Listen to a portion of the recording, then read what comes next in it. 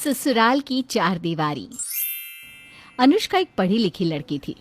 भले ही वो पढ़ी लिखी थी, पर उसका एक ही सपना था कि वो भी अपने दोस्तों के साथ कहीं बाहर जाए। और जब भी अपने घर वालों से इस बारे में बात करती तो अक्सर उसके घर वाले उसे मना कर दिया करते। माँ, मेरे सभी दोस्त बाहर ट्रिप पर जा रहे हैं 3 दिनों के लिए। मैं भी उनके साथ जाऊँ माँ? तुझे ना इतना पढ़ा लिखा कर ही हमने गलत किया। जब देखो तब घूमने की रट लगाए रहती है। माँ, क्या फ़ायदा मेरे पढ़े लिखे होने का? मुझे बाहर की दुनिया के बारे में कुछ नहीं पता। बस घर में रहकर मैं पढ़ाई करती हूँ। आज तक कभी बाहर नहीं गई। अरे नहीं गई तो अब जाने की भी जरूरत नहीं है। जब शादी हो जाए तो अपने पति के साथ जाना, ठीक है? अनुष्का जब भी कुछ करने या बाहर जाने की बात करती तो हमेशा उसकी माँ उसे यही कहती कि पति के साथ जाना। समय यूं ही बीतता है और अनुष्का की शादी ऐसे घर में हो जाती है जिस घर में कोई भी पढ़ा लिखा नहीं था। यहाँ तक कि अनुष्का का पति विराट भी ज्यादा पढ़ा लिखा नहीं था। ऐसे ही एक दिन, विराट, हमारी अभी नई नई शादी हुई है। शादी के बाद सारे कपल हनीमून पर जाते हैं। तुम नहीं चलोगी मेरे साथ? अनुष्का, जो खाली घर में बैठे रहते हैं ना, वो घूमना फिरना करते हैं। तुम्हारा पति निठल्ला नहीं है, उसके पास बहुत सारे काम है। इतना बोलकर विराट वहां से चला जाता है। बेचारी अनुष्का का हनीमून पर जाने का अरमान धरा का धरा ही रह जाता है। ऐसे ही कुछ दिन बीत जाते हैं और एक दिन जब विराट घर में छुट्टी पर होता है तो अनुष्का फिर एक बार विराट से कहती है, विराट, आज तो तुम घर में ही हो। मुझे कहीं आसपास में ही घुमा कर ले आओ ना। घर की चार दीवारी में रहकर मैं परेशान हो गई हूँ। क्या है ये अनुष्का, तुम्हें तो अपने पति की जरा भी फिक्र नहीं है। अरे हफ्ते में एक ही तो छुट्टी मिलती है आराम करने के लिए, उसमें भी तुम बाहर जाने की रट लगा लेती हो। तो क्या हुआ, सारे पति छुट्टी वाले दिन अपनी बीवी को घुमाने ले जाते हैं।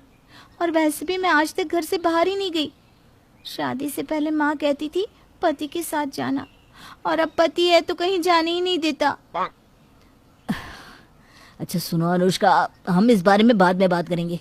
अभी मेरे बॉस का फोन आ रहा है। अपने बॉस का बहाना देकर विराट अनुष्का के सवालों से बचकर चला जाता है। अब इसी तरह से कुछ दिन बीत जाते हैं और काम के सिलसिले में विराट शहर से बाहर चला जाता है। ऐसे ही एक दिन अनुष्का के पास उसकी दोस्त नेहा का फोन आता है। हाय अनुष्का यार, कैसी है तू? मैं बिल्कुल ठीक हूँ, तू बता।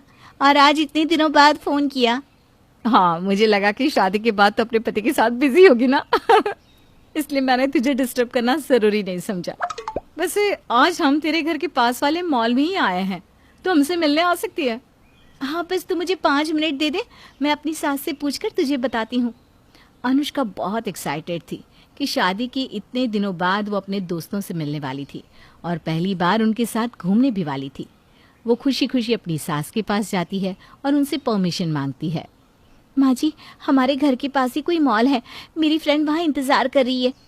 क्या मैं उससे मिलने जाऊँ? बहू, आज से पहले कभी मॉल गई है क्या? नहीं ना। और वैसे भी इस घर की औरतें बगैर अपने पति के कहीं नहीं जाती, इसलिए जब विराट आ जाए तो उसके साथ जाना। पर माँ जी, विराट जी तो शहर से बाहर गए हैं। अरे बहू, शहर से ही तो बाहर गया है ना विराट, कोई देश से थोड़ी ना। जब विराट आ जाए तब अपनी सहेलियों को मिलने के लिए बुला लेना और अपने पति के साथ चली जाना बाहर। अपनी सास की ये बात सुनकर अनुष्का को बहुत गुस्सा आता है। वो पढ़ी लिखी होने के बाद भी अपने मन की नहीं कर पा रही थी। समय के साथ अनुष्का घर की चार दीवारों में कैद हो चुकी थी। वो खुलकर सांस लेना चाहती थी, पर ऐसा नहीं हो पा रहा था। अब समय के साथ अनुष्का को उन चार दीवारों की आदत हो जाती है और एक दिन, तुम्हें बाहर घूमने का बहुत शौक है ना, चलो आज रात को हम मेरे बॉस के घर चलेंगे। उन्होंने हमें डिनर पर इनवाइट किया है। रात को डिनर पर जाना है?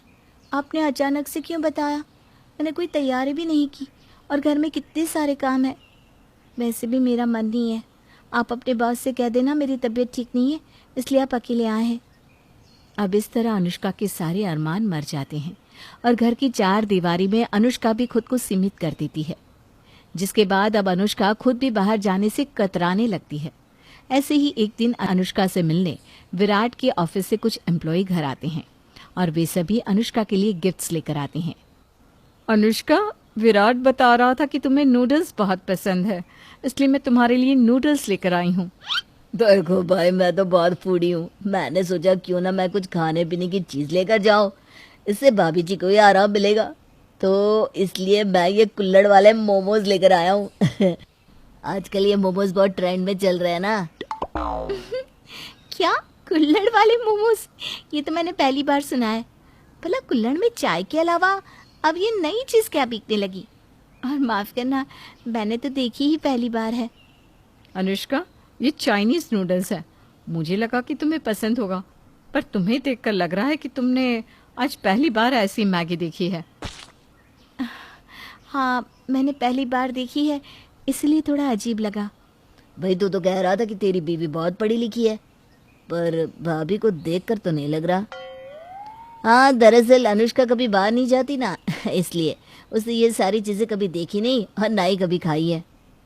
विराट की बात सुनकर विराट के दोस्त को अनुष्का के लिए बहुत बुरा लगता है कि एक पढ़ी लिखी लड़की किस तरह घर की चार दीवारों में अपनी जिंदगी काट रही है, और इसलिए बाहर मूवी जाने का प्लान बनाता है।